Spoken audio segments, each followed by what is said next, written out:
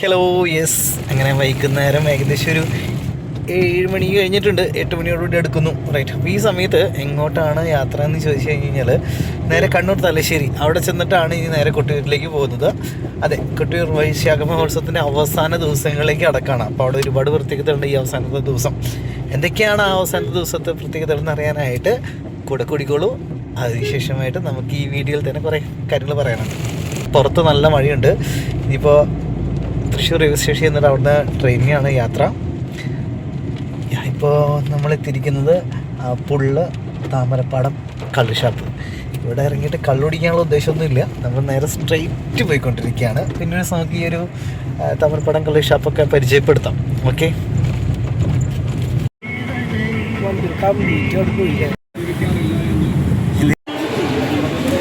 നമ്മളെ കൊട്ടിയൂർക്കുള്ള യാത്രയിലാണ്. Thrissur railway station എത്തിയിരിക്കുന്നത്. പുറത്ത് നല്ല മഴയുണ്ട് കേട്ടോ, രക്ഷയില്ലാത്ത മഴയാണ്. ഇവിടെ ഇപ്പോൾ കൗണ്ടർ ഓപ്പൺ അല്ല, അതായത് ഇവിടെ കൗണ്ടറിൻ്റെ വർക്ക് അടക്കമാണ്. അതുകൊണ്ട് ഇവിടെ കൗണ്ടർ ഓപ്പൺ അല്ല, കൗണ്ടർ ക്ലോസ്ഡാണ് കേട്ടോ. ടിക്കറ്റ് കൗണ്ടർ താൽക്കാലികമായിട്ട് മാറ്റിയിട്ടുണ്ട് നമ്മൾ തൃശ്ശൂർ. എവിടെയാണെന്ന് ചോദിച്ചു കഴിഞ്ഞാൽ കുറച്ചുകൊണ്ട് പോയി. യെസ്, അതായത് നമ്മൾ ഇവിടെ നമ്മുടെ തൃശ്ശൂർ ഇവിടുത്തെ മെയിൻ കൗണ്ടർ താൽക്കാലികമായിട്ട് ക്ലോസ്ഡാണ്. അവിടെ പണി നടന്നുകൊണ്ടിരിക്കുക. അപ്പോൾ കുറച്ചും കൊണ്ട് മാറിയിട്ടാണ് ഇപ്പോൾ പുതിയ കൗണ്ടർ ഉള്ളത്. അതായത് നമ്മുടെ ടിക്കറ്റ് രജിസ്ട്രേഷൻ അല്ലെങ്കിൽ മുൻകൂട്ടി ടിക്കറ്റ് ബുക്ക് ചെയ്യുന്ന ഏരിയ, അതെ, റിസർവേഷൻ ചെയ്യുന്ന ആ ഒരു ഏരിയയിലാണ് ഇപ്പോൾ പുതിയ ടിക്കറ്റ് കൗണ്ടർ വന്നിട്ടുള്ളത്. പുറത്ത് അത്യാവശ്യം നല്ല മഴയുണ്ട് കേട്ടോ. ഇവിടെ നിന്ന് നമ്മൾ ബുക്ക് ചെയ്ത ടിക്കറ്റ് എടുത്തിട്ട് നേരെ കണ്ണൂരിലേക്ക് പോകും. പോകുന്ന വഴിയിൽ തലശ്ശേരിയിൽ ഇറങ്ങിക്കഴിഞ്ഞ് കഴിഞ്ഞാൽ അവിടെ നിന്ന് 24 മണിക്കൂറും കൊട്ടിയൂരിലേക്ക് സ്പെഷ്യൽ KSRTC സർവീസ് ഉണ്ടെന്നാണ് അറിയാൻ കഴിഞ്ഞത്.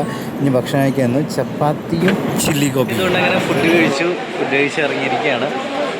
തലശ്ശേരി എന്ന് പറയുന്നൊരു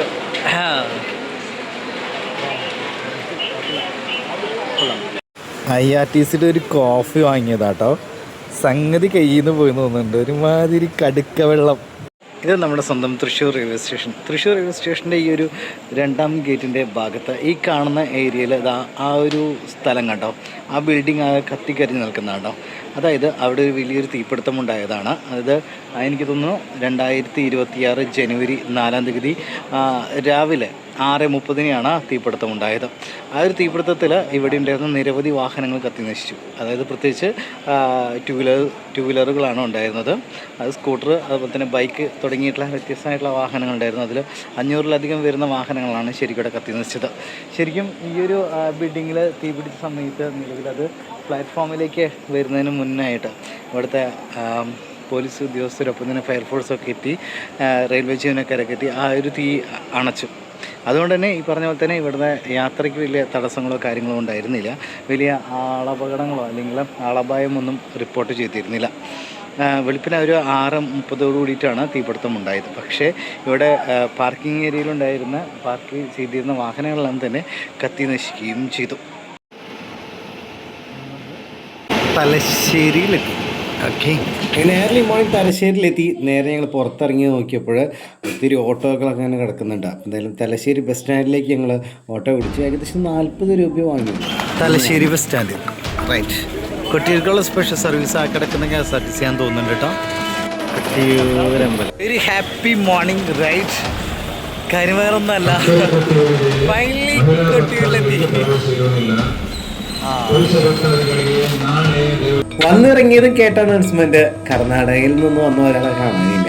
ഇത് നമ്മുടെ ബസ് സ്റ്റാൻഡാണ്, കൊട്ടിയൂർ ബസ് സ്റ്റാൻഡ്. യെസ്, നിരവധി ബസ്സുകളുണ്ട്. ഇതേപോലെ കർണാടക മീൻസ് ഇനി എന്തായാലും അവർ വരട്ടെ കേട്ടോ. നമ്മുടെ ഈ പറഞ്ഞ പോലെ തന്നെ പ്രകൃതിയെ മലിനമാക്കാതെ ഇരുന്നാൽ മതി. ഭക്തി നല്ലതാണ്, പക്ഷേ ഓവർ ഭക്തിയിൽ പറഞ്ഞ പോലെ തന്നെ എല്ലാം വലിച്ചെറിയുന്ന രീതിയിലുള്ളത് മഹാമോശമാണ്. അക്കരക്കൊട്ടിയൂരിലേക്ക് നമ്മളെങ്ങനെ ഇക്കരക്കുട്ടി ഒരു പുറത്താണ്. അക്കരക്കുട്ടിയിലേക്ക് ജസ്റ്റ് ഞങ്ങൾ നടന്ന് കുറച്ച് ദൂരം ഒന്ന് പോയി തിരികെ വീണ്ടും നടന്ന്. അപ്പോൾ തിരികെ നടന്ന് തൊട്ട് ഓപ്പോസിറ്റ് അക്കരക്കുട്ടി കണ്ടില്ലേ ക്ഷേത്രം എഴുതിച്ചിരിക്കുന്ന അക്കരക്കുട്ടിയോ. യെസ്, അക്കരെ കൊട്ടിയൂരിലാണ് വൈശാഖ മഹോത്സവത്തിൻ്റെ ചടങ്ങുകളും ഒപ്പം തന്നെ അതുമായി ബന്ധപ്പെട്ട കാര്യങ്ങളും ഇത്രയും നാൾ നടന്നത്. എന്തായാലും അവസാന ദിവസമായതുകൊണ്ട് തന്നെ, അതായത് ഈ പറഞ്ഞ പോലെ തന്നെ മകം കാലം വരവ് കഴിഞ്ഞ് കഴിഞ്ഞാൽ പിന്നെ സ്ത്രീകളോട് പ്രവേശിക്കാൻ പാടില്ല.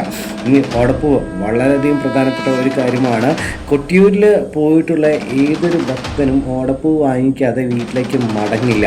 പല റേറ്റുകളിൽ ഓടപ്പൂ നമുക്ക് ഇവിടുന്ന് ലഭ്യമാണ്. 80 രൂപ മുതൽ സ്റ്റാർട്ട് ചെയ്യുന്നുണ്ട്. വ്യത്യസ്തമായ രീതിയിൽ അവർ ഓടപ്പൂവിനെ ഇതുപോലെ തല്ലി ചതച്ച് ഓട അതായത് മുളയാണ്. അപ്പോൾ ഈ കാണും കേട്ടോ, ഈ മുള ഇങ്ങനെ തല്ലി ചതച്ച് അത് ഓടപ്പൂവാക്കി മാറ്റും. അപ്പോൾ വലുപ്പമുള്ളതുണ്ടാവും, ചെറുതായിരിക്കും. അപ്പം തന്നെ അതിന്മേൽ വേറെ നല്ല ഭംഗിയുള്ള ഡിസൈൻസൊക്കെ വെച്ച് നമുക്ക് തരും. അങ്ങനെ വെറൈറ്റി ആയിട്ടുള്ള കുറേ നല്ല ഉറക്കശീലമുണ്ട്. കാരണം ട്രെയിനിലിരുന്ന് ഉറങ്ങാൻ കഴിഞ്ഞില്ല. ഇപ്പോൾ രാവിലെ കൊട്ടിയൂരിലെത്തിയിട്ട് ബ്രേക്ക്ഫാസ്റ്റ് അതിന് കുളിച്ച് ഫ്രഷായിട്ട് വേണം അക്കരെ കൊട്ടിയൂരിലേക്ക് പോകാനായിട്ട്. അപ്പം ഏറെ പ്രത്യേകതയുള്ളൊരു ദിവസം കൂടിയാണ് ദിവസം. വൈശാഖ മഹോത്സവം അവസാനിക്കാൻ പോവാണ്.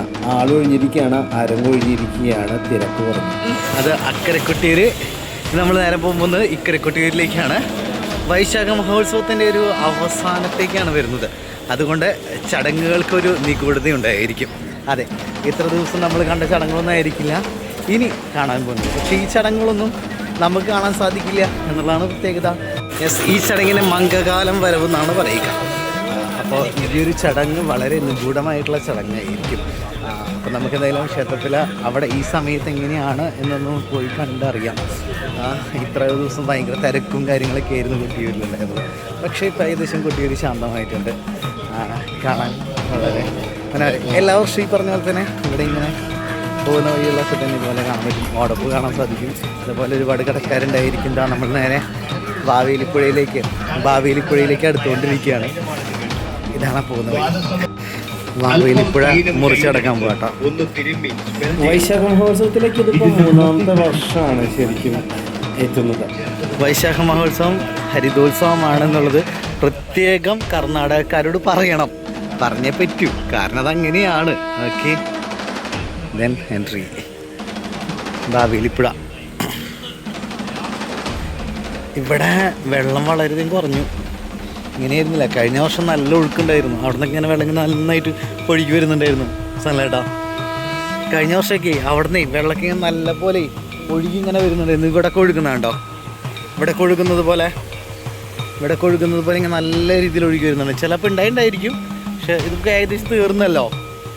പിന്നെ വലിയ തിരക്കില്ല. കാരണം പറഞ്ഞ പോലെ തന്നെ വൈശാഖ മഹോത്സവത്തിൻ്റെ ഒരു അവസാന ടൈം ആയതോടുകൂടെ തിരക്ക് വളരെയധികം കുറഞ്ഞിട്ടുണ്ട്. പിന്നെ സ്ത്രീകൾക്ക് പ്രവേശനം ഇല്ലല്ലോ ഇപ്പോൾ. കൊട്ടിയൂർ വൈശാഖ മഹോത്സവത്തിൻ്റെ 6ാം ഘട്ടമായിട്ടുള്ള മകം നാൾ തൊട്ടുള്ള അംഗം ചടങ്ങുകളാണ് ഇപ്പോൾ നടക്കുന്നത്. ഇതിൽ പ്രധാനപ്പെട്ട ചടങ്ങുകളൊന്നാണ്. ഇവിടെ ഇങ്ങനെയൊന്നും ആയിരുന്നില്ല, മാറ്റങ്ങൾ ഒരുപാട് വരുത്തിയിട്ടുണ്ട്. ശരിക്കും പറഞ്ഞു കഴിഞ്ഞാൽ നമ്മൾ ആദ്യമൊക്കെ പോകുമ്പോൾ ഫുള്ള് കാടിൻ്റെ ഉള്ളിൽ കൂടി തന്നെയായിരുന്നു പോയിരുന്നത്. ഇങ്ങനെയൊന്നും വന്നിരുന്നില്ല. ഇപ്പം നല്ല മാറ്റം.